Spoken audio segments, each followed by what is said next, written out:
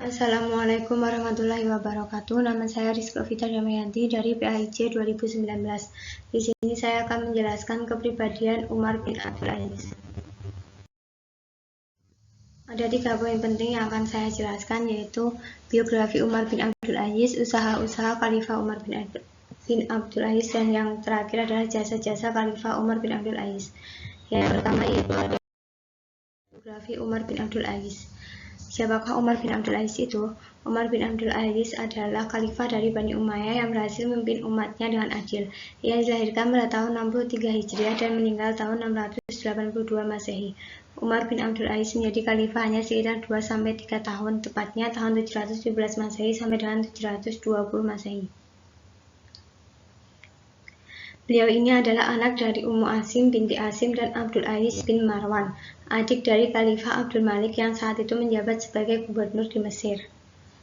Bila ditelusuri lebih jauh, ternyata Umar bin Abdul Aziz ini adalah cicit dari Umar bin Khattab, yaitu khalifah kedua pada masa Nabi Muhammad. Nasab ini ia dapat dari garis keturunan ibunya.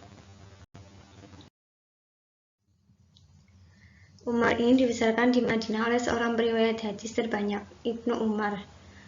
Ia tinggal di Madinah hingga tahun kematian ayahnya. Kemudian ia dipanggil ke Damaskus oleh Khalifah Abdul Malik dan menikah dengan anak perempuan Fatimah.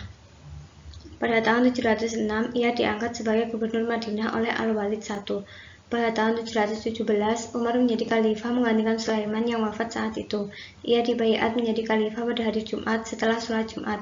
Ketika menjadi khalifah, Umar ini termasuk khalifah yang adil kepada rakyatnya. Karena itu banyak ahli sejarah yang menjulukinya dengan Khulafaur Rasyidin kelima. Pada tahun 720, ia meninggal karena dibunuh oleh pembantunya. Masa muda Umar bin Abdul Aziz ini dihabiskan untuk menuntut ilmu di Madinah. Ketika itu Madinah satu-satunya pusat ilmu pengetahuan dan sentral peradaban Islam. Di Madinah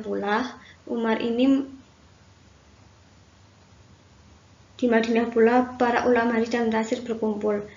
Hasil dari belajarnya itu sangat berpengaruh terhadap kepribadian Umar dan dalam melaksanakan amanah ketika ia menduduki tahta kekhalifahan pada dinasti Umayyah. Yang kedua yaitu usaha-usaha Khalifah Umar bin Abdul Aziz. Seiring dengan pola hidup dan gaya kepemimpinannya, Khalifah Umar bin Abdul Aziz ini banyak meninggalkan hasil dari usaha-usahanya baik dalam bidang agama, ilmu pengetahuan, sosial politik, ekonomi, militer, serta dakwah dan perluasan wilayah. Yang pertama yaitu ada bidang agama.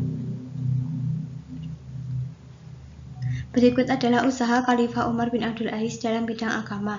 Yang pertama yaitu menghidupkan kembali ajaran-ajaran Al-Quran dan Sunnah Nabi. Mengadakan kerjasama dengan ulama-ulama besar seperti Hasan al-Basri dan Sulaiman bin Umar. Menetapkan hukum berdasarkan syariat Islam dengan tegas dan mengupayakan pengumpulan hadis-hadis untuk dipilah antara hadis sahih dan palsu yang dikerjakan oleh Imam Muhammad bin Muslim bin Syihab Az-Zuhri. Yang kedua yaitu bidang pengetahuan. Di bidang ini, ilmu pengetahuan, Khalifah Umar bin Abdul Aziz serius mengadakan pendalaman berbagai ilmu pengetahuan.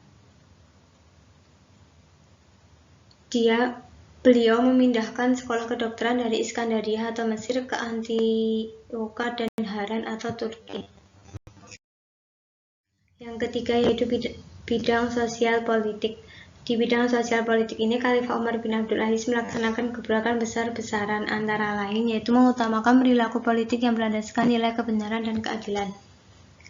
Mengutus delegasi untuk mengawasi kinerja para gubernur di berbagai daerah agar tetap menerapkan kebenaran dan keadilan dalam memimpin. Dan yang terakhir, menggeser kedudukan gubernur yang tidak melaksanakan perintah agama dengan kafah dan menzalimi rakyat.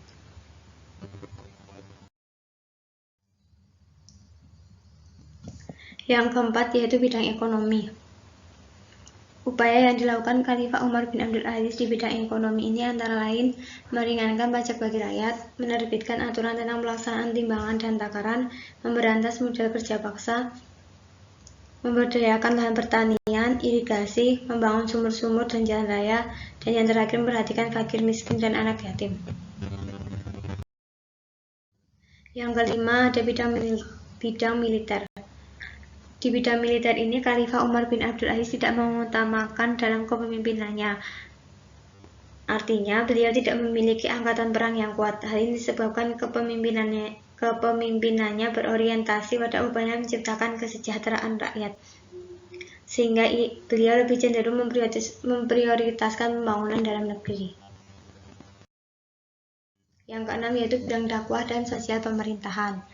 Nah, di bidang ini, sebagaimana orientasi kepemimpinannya, maka Khalifah Umar bin Abdul Aziz berkeyakinan bahwa untuk memperluas wilayah lebih efektif telah dilakukan melalui dakwah dan penekanan amar ma'ruf nahi mungkar,